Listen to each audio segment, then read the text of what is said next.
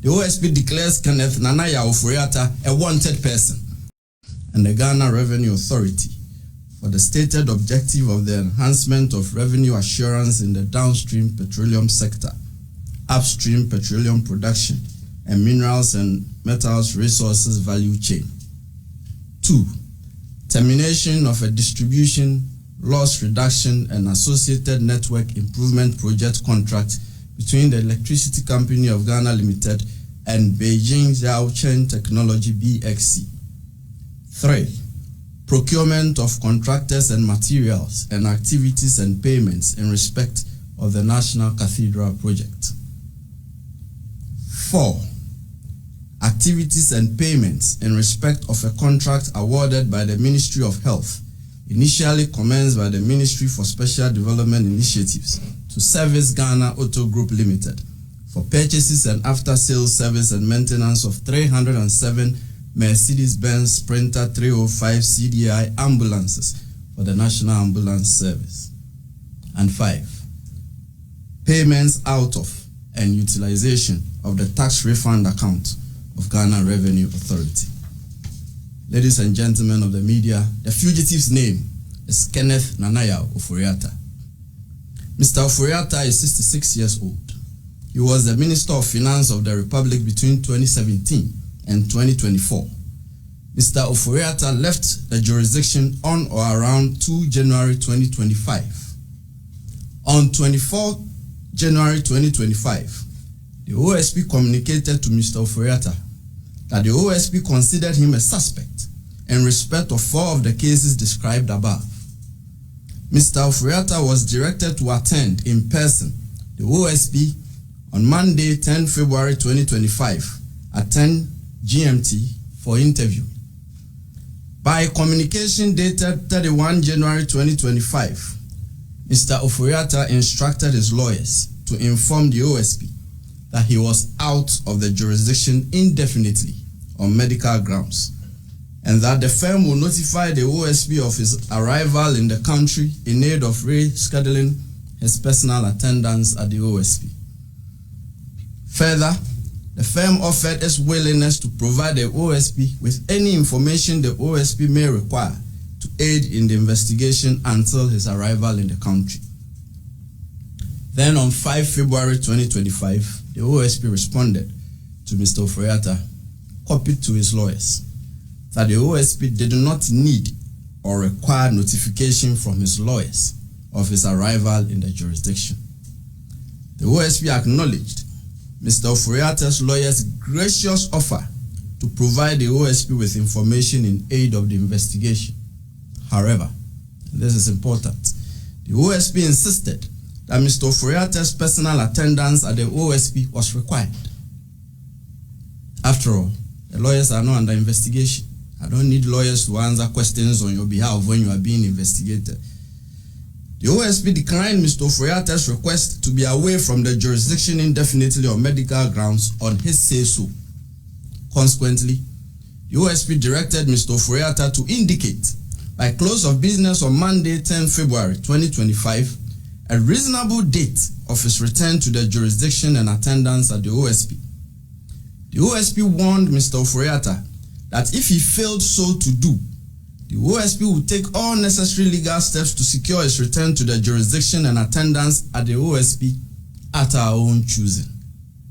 Subsequently, by a communication dated 10 February 2025, that is just Monday, Mr. Ofori Atta's lawyers transmitted to the OSP a generic letter procured by Mr. Ofori Atta purporting to be from a doctor in a foreign jurisdiction, stating that Mr. Ofori Atta had been seen and evaluated, and that he was undergoing further testing and management and possible surgical intervention at an indicated future time.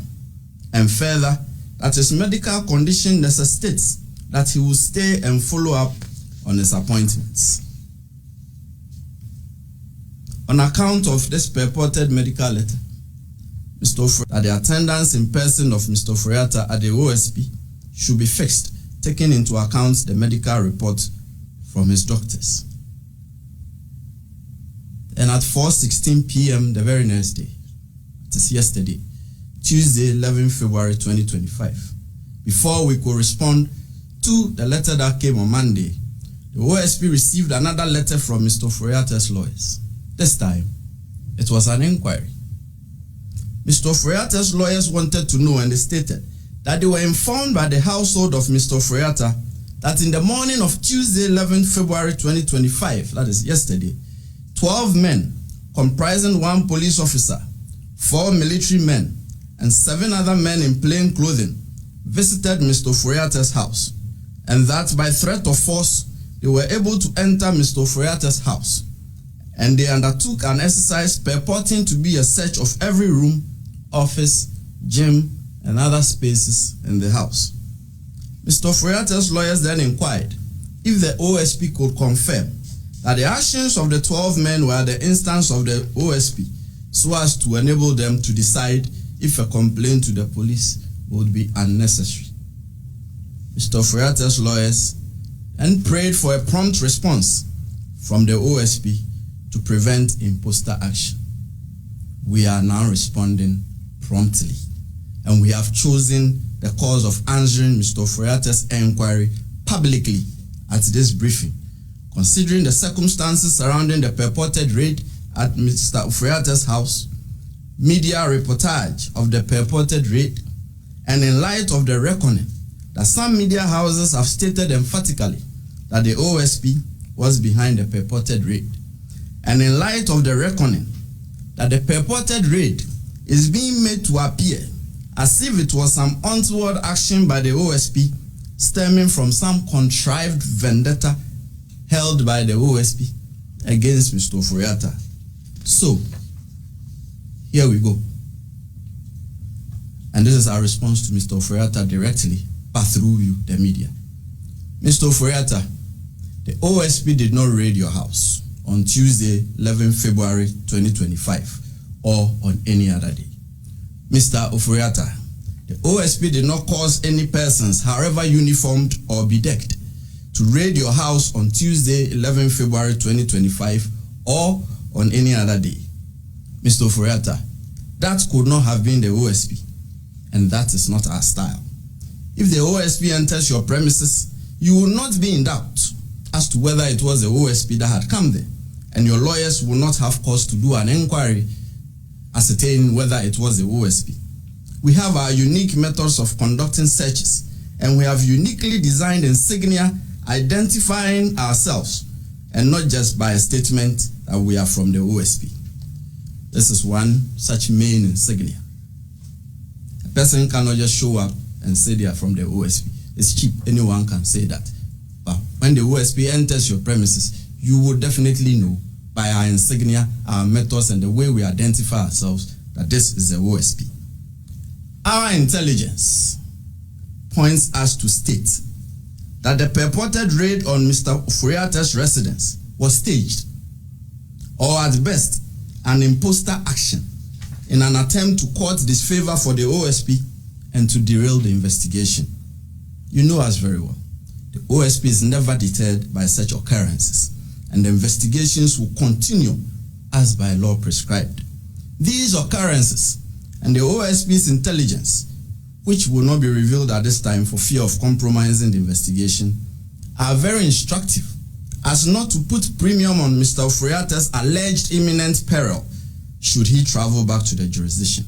In any case, the purported medical letter transmitted through his lawyers to the OSP did not state so or demonstrate so. The OSP is unconvinced that the purported medical letter transmitted by Mr. Oforiatta through his lawyers to the OSP represents a medical report to the effect that Mr. Oforiatta is incapacitated or is so sickly and invalid to the extent that he is physically unable to return to the jurisdiction without imperiling his life. No serious law enforcement agency, and certainly not the OSP, will be convinced that the purported medical letter stops it from demanding the physical appearance of Mr. Oforiatta before it in the described circumstances. We are of the firm conviction here that this is only a ruse employed by Mr. Oforiatta in aid of his intention to avoid returning to the jurisdiction and to personally answer questions in respect of the investigations. we are convinced that the real intention of Mr. Ofori Atta is what was communicated to the OSP in the very first letter transmitted by his lawyers on 31 January 2025. That is, he has left the jurisdiction indefinitely. That was what was communicated to us at the first instance, and that is his intention. He has no intention of willingly returning to the jurisdiction. That much is clear to us. Consequently, ladies and gentlemen of the media, the OSP declares Kenneth Nanaya Ofori Atta a wanted person. He is a fugitive from justice. The OSP is to Mr. Ofori Atta. You have two choices. You can either return to the jurisdiction voluntarily, or the OSP will enforce your return. Another case